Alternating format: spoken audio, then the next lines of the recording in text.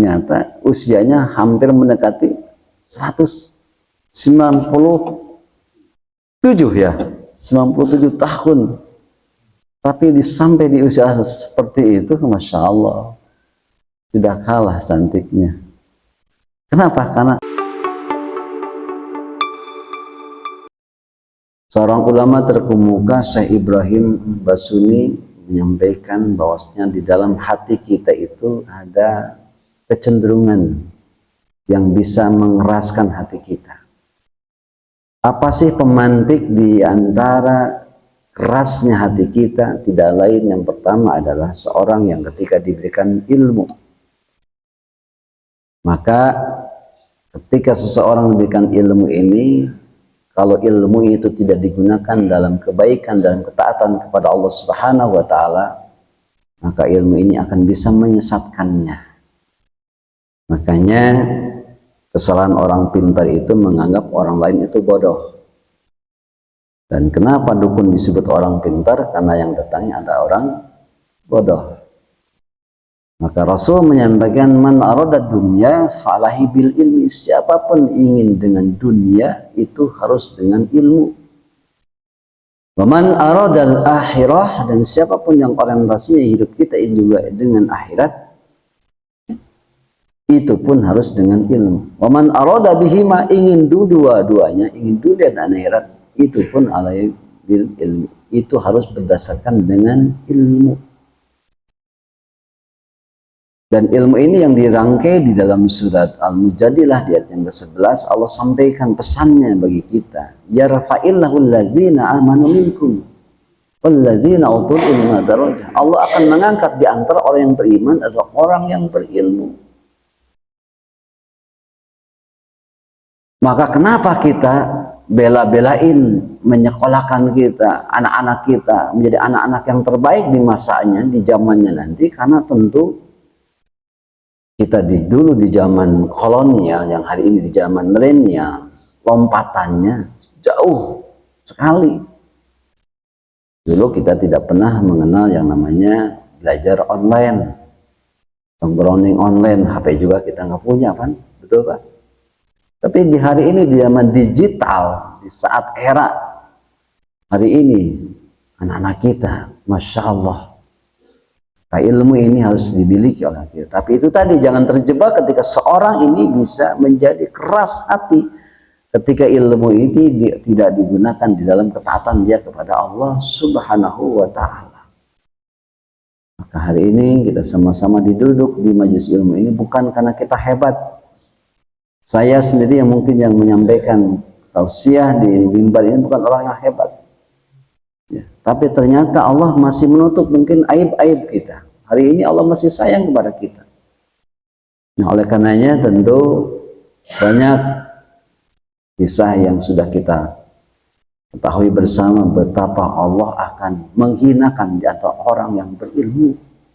Banyak hikayat-hikayat, banyak cerita-cerita yang mungkin ini menjadi satu ibrah pelajaran bagi kita semuanya. Betapa ilmu di zaman ketika baginda Nabi Muhammad SAW, bahkan sebelumnya, banyak orang yang kemudian ditinggalkan ilmunya. Tapi mereka ketika diberikan ilmunya, ternyata tidak digunakan di dalam ketaatan tentu kepada Allah Subhanahu wa Ta'ala. Sering kita dengar filosofi, orang yang berilmu seperti ilmu padi, semakin menunduk ini semakin berisi.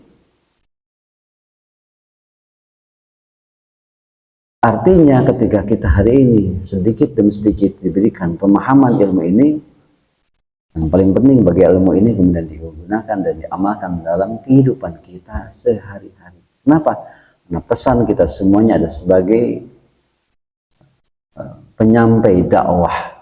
Dan dakwah itu tidak harus dimiliki oleh seorang kiai atau ustadz atau ajengan. Balighu anni walau ayat, sampaikan olehmu walaupun hanya satu ayat saja. Rasanya kita punya tanggung jawab moral kepada keluarga kita. Maka tentu ketika anak kita bertanya kepada bapaknya, kepada ibunya, maka tentu ibu bapaknya itu harus memiliki dasar ilmu. Ini poin yang pertama. Poin yang kedua, kata Syekh Ibrahim Basuni, kenapa orang ini bisa keras hatinya? Karena al-amal wal ibadah, rajin ibadah tapi suka menyalahkan praktek ibadah orang lain. Nah ya, rajin ibadahnya Pak, tapi sering menyalahkan praktek ibadah orang lain. Nah ini bagaimana kita hari ini pun belajar. Jika kita sudah mengenal satu hadis, dua hadis, tiga hadis yang kita pahami, kita sudah sedikit memahami ayat konteks dalam Al-Quran. Jangan sampai kita kemudian menyalahkan apa yang dilakukan oleh ibadah orang lain. Artinya kita dibingkai dalam satu akidah, kita sama akidah kita, la ilaha illallah, dan sama-sama kita hari ini di masjid ini kita berjamaah dalam ibadah. Dan pesan yang ketiga, kita berjamaah dalam ibadah, dan yang ketiga adalah bekerja sama kita dalam dakwah. Kenapa? Kalau untuk menyampaikan pesan dakwah kepada para jamaah yang hadir pada kajian subuh hari ini, yakin Bapak-bapak adalah orang-orang yang sudah terlebih dahulu beriman kepada Allah Subhanahu wa Ta'ala. Tapi dakwah ini kalau kita mungkin juga orang-orang yang mungkin di luar sana yang mereka belum terjangkau dengan dakwah ini, banyak saudara-saudara kita yang mungkin jauh dari hidayah kepada Allah Subhanahu wa Ta'ala. Maka poin yang kedua ini yang bisa kemudian menjadi pengeras hati ini, kata Syekh Ibrahim Basuni, adalah al-amal wal ibadah, rajin ibadah tapi suka menyalahkan praktek ibadah orang lain. Cek bahasa Sunda mas, saguru sailmu tong silih ganggu. Ya kan?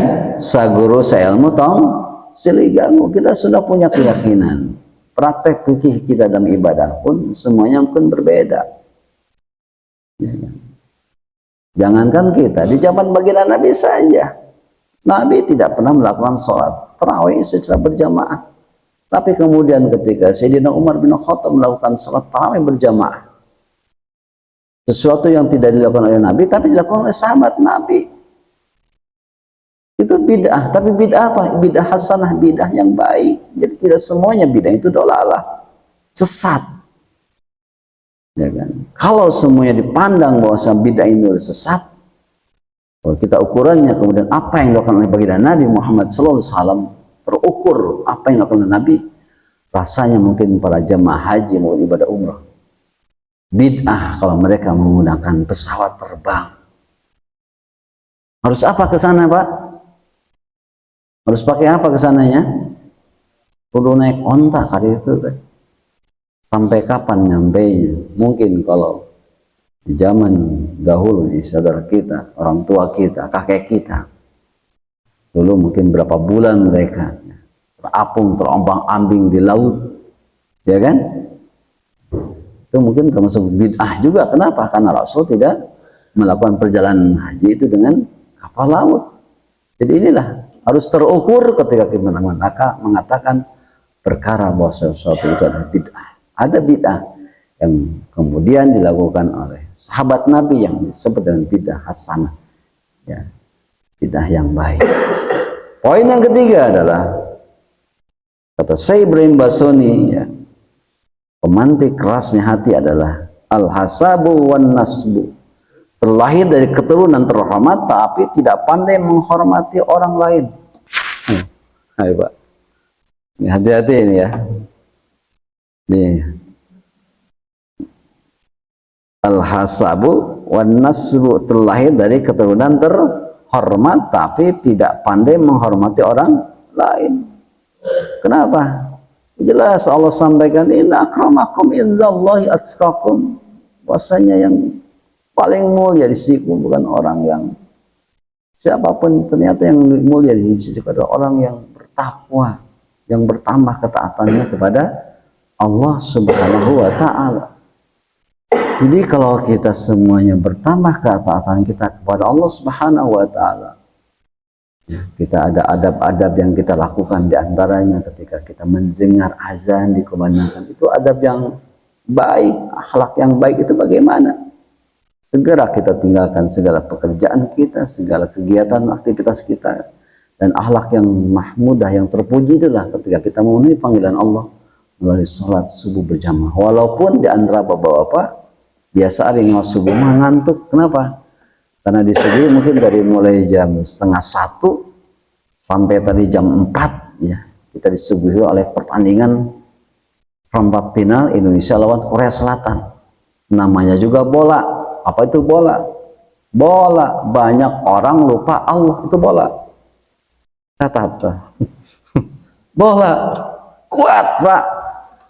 Ya, di jam setengah 1 mah Pak, ya kan. Sampai jam 4, ya kan. Tapi sudah dengar adzan subuh, plus, ya kan. Itu, ya kan, seperti itu. Hari ini teruji nih pejuang subuh Al-Kahfi, alhamdulillah, walaupun di antara bapak yang nonton, tapi masya Allah, rasanya kita sayang kalau kita tidak menghabiskan. Maka inilah ya Allah sampaikan di ayat yang lain, daribat alaihimul dhillatu ayyana masukifu illa bihabli minallah habli minan nas. Allah akan menimpakan suatu kemudaratan, suatu kesusahan kepada suatu penduduk negeri, kecuali illa bihabli minallah, kecuali orang-orang yang bisa memperbaiki hubungan dia dengan Allah, perbaiki hubungan kita dengan Allah. Nah ini ya, illa bihabli minallah, kecuali orang-orang yang bisa memperbaiki hubungan baik dia dengan Allah. Ujiannya alhamdulillah sudah terlewati kita, Ramadan sudah lewati, latihannya sudah, tinggal prakteknya kita hari ini. Prakteknya sampai kapan kita? Prakteknya sampai nanti menjelang Ramadan di 1446 Hijriah. Digaskan Pak sekarang tuh, digaskan. Ya, artinya kita kemarin bisa melaksanakan sholat tarawih berjamaah, bisa itikaf di 10 hari yang terakhir. Nah, kita sekarang prakteknya untuk kemudian apa yang kita dapatkan latihan di Ramadan ini betul-betul, ya, jangan sampai Ramadan berlalu, ya kan, dari kehidupan kita, ya kan, tidak ada asar, tidak ada dampak, ya kan, yang kemudian bertambah adalah ketaatan kita kepada Allah Subhanahu wa Ta'ala. Poin yang keempat, pemantik kerasnya hati adalah al-zamalu. Apa itu al-zamalu? Karena kecantikannya atau ketampanannya. Ya. Karena cantik itu, menurut survei membuktikan cantik itu ada 3.